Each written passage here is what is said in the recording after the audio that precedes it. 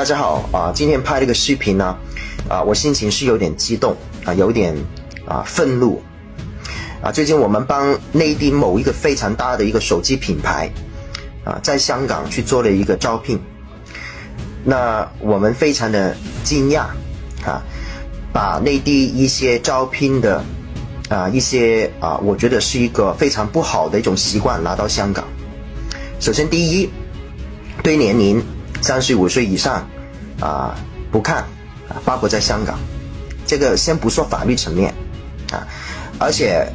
招的不是什么产品开发，如果产品开发我是能理解的，因为你需要跟年轻人比较有共鸣，但是你招的不是这个岗位，那 OK 好35岁以下的不要。第二，居然不是那种我们所说的 permanent role， 是 contract， 2年1签我不知道内地是怎么样在香港其实很少是属于那种 contract role 的，大部分都是 permanent。如果你早一点跟我说这个是 contract role， 我们是不会浪费时间。但问题来了，我们现在找的那一个香港人他是30岁，你们本来35岁以上就不要了，现在你30岁给他2年1签，那是什么意思到了35岁你就不要人家了吗？最近一位香港 HR 吐槽内地手机大厂招聘的视频在社交媒体上疯传，引发了大范围讨论。尤其是他提到的拒招35岁以上员工和短期合约，让大家联想到一个问题：中国企业的狼性文化是不是已经到了该反思的时候？大家好，欢迎来到幸福频道，从客观公正的视角深度解读时事，我是李幸福。今天我们就来聊聊狼性文化和35岁魔咒，以及它背后隐藏的更深层原因和影响。还有王法吗？还有法律吗？在视频中，该名香港 HR 发现品牌方拒招35岁以上的员工，且只会与受聘者签2年短期合约，直言过分了。内地大企业想把劣质招聘文化带到香港，必须拒绝。35岁门槛，也称35岁现象、35岁魔咒、35岁危机、35岁悲歌，是中国职场的一种年龄歧视现象，指的是35岁及以上的职场人员会面临更高的裁员概率和职场压力，并且在招聘市场和用工单位普遍歧视35岁以上的求职者，导致这些员工一旦离职就难以找到合适的岗位。什么他妈的叫惊喜？什么？如今中国经济形势非常恶劣，导致的职场35岁年龄歧视和职场内卷已常态，缩减开支、裁员、喊口号、末尾淘汰，很多企业信奉所谓的狼性文化，保持员工的饥饿感和紧迫感。其实大家也都知道，这一套所谓的狼性文化的发源地是华为公司。从2012至2014开始，华为开始搞绩效考评、末位淘汰。2012年，百度李彦宏的一篇名为《鼓励狼性，小资走远》的文章，吹捧华为的狼性文化。在此之前，2001年，中国加入 WTO， 废除996工作制。国内除了华为和中兴，根本没有多少 IT 企业采用996工作制。2012年是国内 4G LTE 技术的元年。从这一年开始，国内的4G 通信开始进行测试，2013年开始商用，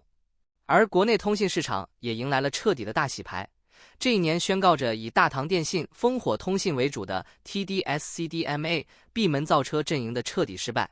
因为 LTE 是以 Intel 为代表的 WiMAX 技术演进而来的，但是华为却由于没参与这场所谓的自主标准的研发闹剧，所以坐收了渔翁之利，保存了实力。2012年也是华为终端手机平板业务开始冲击高端市场的一年。到了2014至2016年，国内的通信市场 4G 开始普及，华为通过低价优势抢占了不少 4G 基站的份额，诺基亚、爱立信等国际基站厂商开始丢失中国的市场份额。因为 4G 的普及，这2年也成为中国移动互联网发展最快的2年，短视频成为了社交媒体的风口，共享经济开始普及，国内 IT 企业普遍面临发展速度快、人员不够用的问题，于是中小 IT 企业开始席卷996的风气。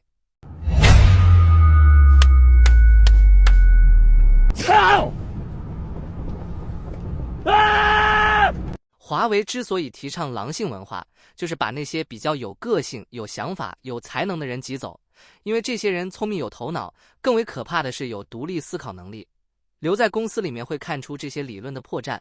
其实从来没有说是仅仅靠吃苦就能创造价值的，企业的发展更是需要有优秀的产品和科学的管理，而不是提倡吃苦和所谓的道德和情怀的绑架。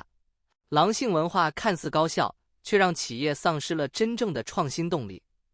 35岁现象背后隐藏的是对经验和成熟价值的低估。或许我们需要重新思考拼搏的意义，才能找到更可持续的出路。创新一直是中国企业的短板，现在中国企业遭到欧美政府和企业的一致制裁，而中国政府从来不保护知识产权，在人类进入人工智能阶段以后，更成为了制约发展的瓶颈。我怕风浪大，风浪越大，鱼越贵。随着美国政府的持续的制裁，现在华为的发展也进入了瓶颈。华为最新的 AI 加速器升腾 910B 被发现是利用了中间的白手套公司从台积电定制而遭到立即断供，以及和安卓不相容的纯血鸿蒙，彻底让华为的操作系统只能在国内的网络环境下才能工作。因此开发纯血鸿蒙兼容的 App 对各个公司的吸引力大大减少，对鸿蒙的生态系统产生了致命的打击。纯血鸿蒙指的是华为公司自主研发，完全独立于其他操作系统，如安卓的鸿蒙操作系统。这也是为什么国外市场对它的接受度低，生态系统发展受到重挫。试图进入智驾领域，似乎是华为在寻找出路的一个新的突破口。然而现在欧美集体对中国电动汽车征收高额关税，以及国内电动汽车每天都在发生自燃，导致政府不得不出台法规，要求地下车库必须配备等级很高的消防措施，才可以让电动汽车进行充电。你得干点啥，你得出去干点啥，你天天这么躺着，人一笑话你。国际的6G 开发联盟以及英伟达主导的 AI RAN 开发都把中国厂商排除在外，加上先进制程的芯片禁运，这让华为在通信方面的发展无法继续。而国内媒体曾经吹捧的 5G 在工业互联网的价值，因为经济恶化而得不到展示，所以大家对未来的不管是 6G 还是 AI 都没有多少兴趣。这里的 AI RAN 全称是人工智能无线接入网，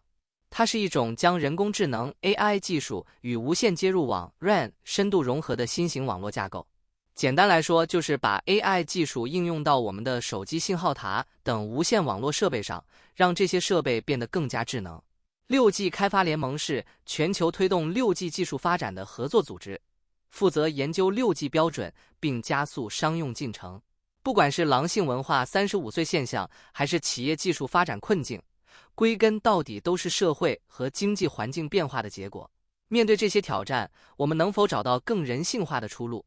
真正实现科技和文化的双向进步？好啦，小伙伴们，今天的视频就到这里。你觉得35岁现象是否该被正视？狼性文化的存在是推动企业进步，还是阻碍创新？欢迎在评论区分享你的看法。如果喜欢今天的内容，记得点赞、订阅幸福频道。我们下期再见。发大财！毕业的前之后，再洗个